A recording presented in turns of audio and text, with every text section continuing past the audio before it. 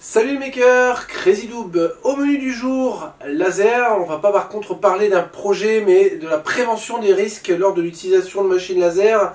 Donc je vais évoquer deux aspects principaux, la prévention du risque d'incendie et également la prévention du risque d'inhalation de fumée nocive. Dans cette vidéo, je vous présenterai deux dispositifs de chez Xtool. Donc le premier, le Fire Safety Set, donc qui est un dispositif anti-incendie avancé a priori universel. Donc on décortiquera un petit peu la machine, comprendre le fonctionnement et voir un peu comment ça s'installe. Et également ici le Smoke Purifier, donc un système d'aspiration par filtre qui va permettre d'éviter de devoir raccorder un tuyau d'extraction pour les fumées par une fenêtre ou une bouche d'aération. Le Smoke Purifier, le module de filtration. Donc on va retrouver le câble d'alim, le tuyau. Ici on va voir un réducteur avec un joint, un second. Alors, a priori c'est un beau bébé. Effectivement c'est un beau bébé. Voilà. Donc ici on a un petit bouton de réglage de la force d'aspiration. Ok. Ici j'ai un pré-filtre en supplément. Donc c'est pas le filtre chimique, c'est vraiment un pré-filtre. On va retrouver également une notice, comme d'habitude. On va jeter un petit coup d'œil aux médias de filtration. Donc ok, ça c'est le pré-filtre filtre. On a ensuite plusieurs couches de filtre HEPA. Et ça du coup, donc là on entend le charbon actif à l'intérieur. Et puis après à l'intérieur on va avoir le ventilateur tout simplement. On va découvrir ensemble le contenu du carton du Fire Safety Set. Donc a priori c'est un système qui fonctionne avec des bouteilles de gaz. A priori du CO2 j'imagine. Donc on a une notice bien détaillée avec des petits patchs double face. On a le module principal ici. Ouais d'accord, en fait on a des emplacements pour des bonbonnes, donc qui sont juste ici, on verra après. Donc on a plusieurs connecteurs. Donc alimentation, l'allumage, les capteurs j'imagine. Ça doit être directement la machine, un bouton test. Un transfo. Alors a priori une prise spécifique. Et ça c'est le boîtier qui va permettre d'installer les détecteurs et de raccorder les détecteurs à la machine, je pense. Ah bon, il y a de quoi faire de la plongée là. Ah bon, à mon avis il faut pas respirer le gaz. On a du tuyau, des petits caches, les petits capteurs, donc c'est des LED de détection de flamme en fait, hein. Enfin des détecteurs de flamme plutôt, pas des LED. Enfin en tout cas format LED plutôt. L'installation est relativement simple, donc on a différents capteurs qu'on va venir positionner à différents endroits de la machine laser, donc idéalement sur une machine fermée ou en tout cas avec un dôme, puisque la machine va libérer du CO2 pour éteindre le feu, donc en gros si la machine est à l'air libre, bon bah ça sera pas forcément efficace. On a un petit capteur supplémentaire spécifique qui a une couleur différente, donc c'est repéré également sur la machine, rien de très compliqué. On a le transfo qui raccorde à l'arrière. La partie capteur en fait qu'on vient brancher ici sur l'arrière de la machine sur le bon port. Donc là je vais basculer en mode test. Voilà, donc qui est active ici. On va venir ici appairer la petite prise. Donc en gros la centrale va venir également couper l'alimentation électrique de la machine laser en cas de problème. Donc on va rester appuyé ici sur le bouton pendant quelques secondes. Voilà, donc une fois que la LED est allumée, on peut venir appuyer ici sur le bouton d'appairage. Donc on voit que la prise a réagi. A priori c'est appairé avec succès. Pour vérifier que c'est bien appairé, on vient ici allumer la prise, donc elle s'allume bien en rouge. Et on peut venir appuyer sur le bouton d'extinction à l'arrière. Et on voit que ça s'éteint, donc il n'y a aucun problème. La prise fonctionne.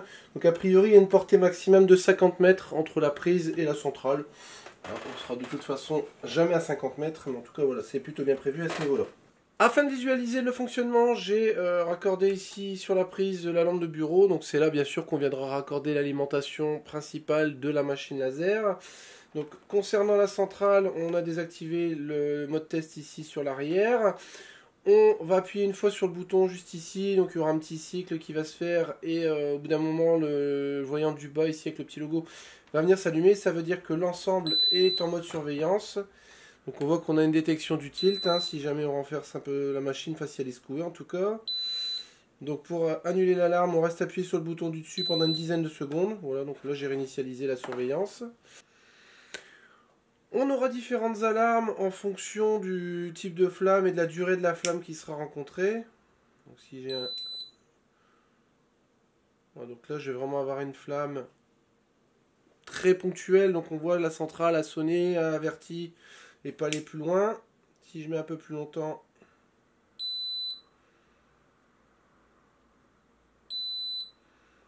là elle assiste un peu plus, mais elle s'arrêtera quand même. Par contre, si on se retrouve avec une flamme qui dure beaucoup plus longtemps, vous voyez, on entend déjà la différence. Donc là elle est passée en niveau 2 d'alarme.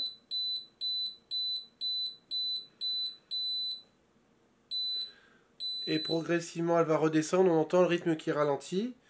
Par contre, si la flamme dure plus longtemps,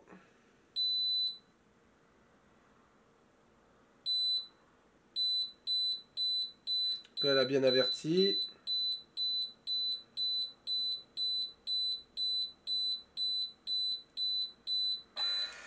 Et là, elle coupe l'alimentation et on entend le mécanisme qui libère du CO2.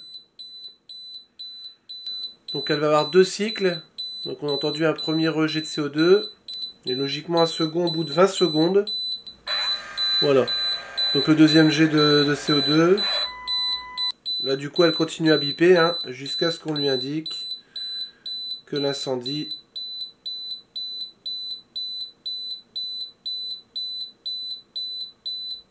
est pris en charge manuellement.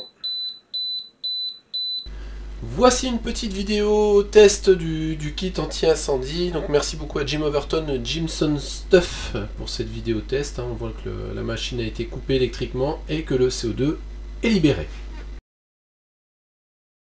L'installation du module de protection est extrêmement simple. On a donc le tuyau pour amener le CO2 à la machine qui va venir s'installer avec un petit adaptateur. Hop, voilà, donc on branche de ce côté-ci. L'autre côté, on le met sur la machine. Voilà. Ensuite, la sortie CO2 sur le dispositif de protection. Ensuite, on prend l'entrée sensor, donc l'entrée capteur du dispositif, et on branche de l'autre côté la prise spécifique sur la machine.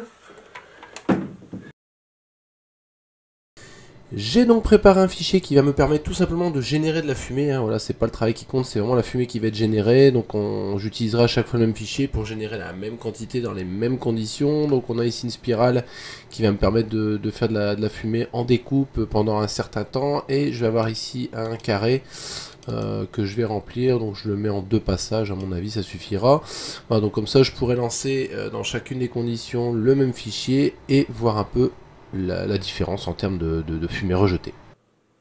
Le fichier est prêt, j'ai installé le détecteur de qualité d'air, donc là on fluctue entre 70 et 90 en valeur cumulée.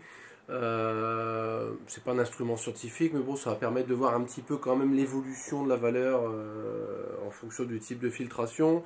Bon, de toute façon, sans filtration, on va être clair, hein, on va être très vite saturé. De toute façon, on verra la fumée. Ceux qui utilisent une machine laser le savent, ça peut vite devenir insupportable. Du coup, ben voilà, maintenant que c'est installé, on va pouvoir procéder au premier test. Ne reproduisez pas cette expérience chez vous, hein, bien évidemment. Là, je travaille sans filtration, avec juste le système d'extraction de la machine et fenêtre fermée. Donc là, je vais mettre un masque à cartouche pour l'opération, donc vous ne m'entendrez pas parler. Mais voilà, en tout cas, c'est à éviter de reproduire chez vous, d'autant plus que les odeurs de brûlé, forcément, restent un petit peu dans l'air et sur les objets. Donc du coup, je vais pouvoir lancer l'opération.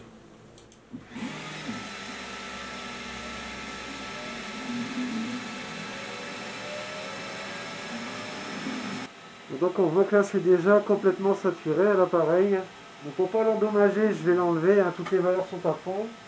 Bon, je vais arrêter le cycle. Voilà, on voit qu'avec le travail même pas terminé, on est déjà complètement saturé, on a de la fumée partout. Du coup je vais ouvrir la fenêtre.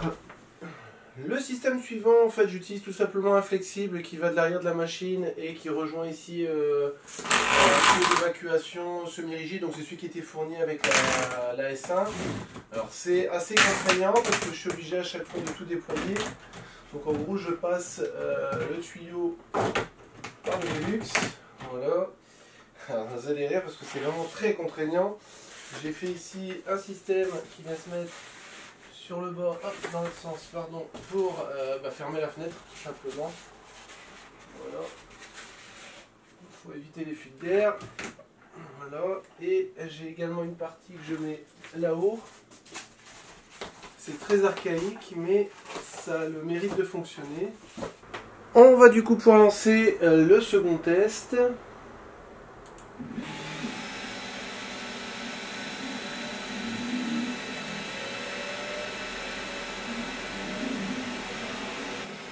Il y a une odeur de bois brûlé qui est quand même assez présente.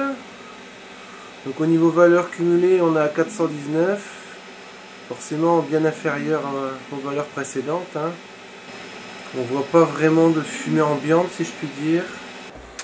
Un petit coup d'œil aux valeurs finales. Donc le PM10 là commence à redescendre, il a plafonné en permanence à 999, donc on a saturé à mon avis cette valeur là. Mais bon, on termine voilà, avec une valeur relativement élevée. Par contre, voilà, au niveau de la pièce, on peut jeter un œil. Voilà, on voit qu'on n'a pas de grosse fumée résiduelle, on peut quand même respirer. Dernière tentative avec le système de filtration Xtool. Donc on voit qu'on a une valeur globale qui est aux alentours des 30. Voilà, vous avez une vue de toute façon sur l'écran. Du coup, je vais pouvoir lancer l'opération.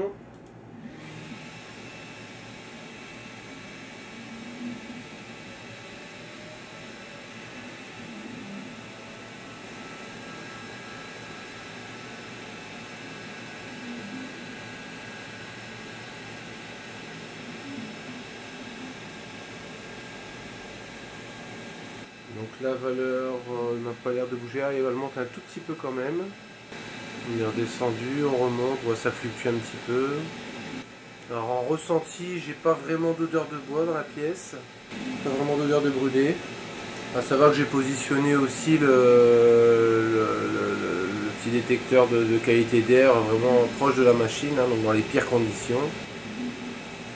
Là je commence à avoir une petite odeur de bois brûlé malgré tout. Un petit coup d'œil sur les valeurs finales. On est à peu près à 200 en valeur globale. Il y a une légère odeur dans l'air, mais après ça reste très supportable. Donc a priori, la filtration est top. Hein. Il est bien évident que ces dispositifs de sécurité ne se substituent pas à un minimum de bon sens. Hein. On ne laisse jamais tourner une machine laser sans surveillance, c'est la règle. Déjà pour une imprimante 3D, c'est limite. Bon, voilà, en tout cas pour un laser, c'est juste indispensable d'avoir une surveillance physique non loin de la machine. Voilà, l'avantage du système, c'est que vous pouvez éventuellement quitter la pièce en étant plus ou moins rassuré. Mais voilà, en tout cas, on ne laisse jamais la machine tourner sans une présence physique. Voilà qui conclut cette vidéo qui, je l'espère, répondra aux questions que vous pouviez vous poser concernant la sécurité lors de l'utilisation des machines laser, notamment sur la filtration des fumées ou en tout cas l'évacuation. Si vous avez des questions, des commentaires, n'hésitez pas à les laisser juste en dessous de la vidéo. Likez, partagez, parlez de nous autour de vous. Continuez à nous rejoindre sur les réseaux sociaux. Abonnez-vous, c'est important. Prenez soin de vous et je vous dis à bientôt pour de nouvelles vidéos.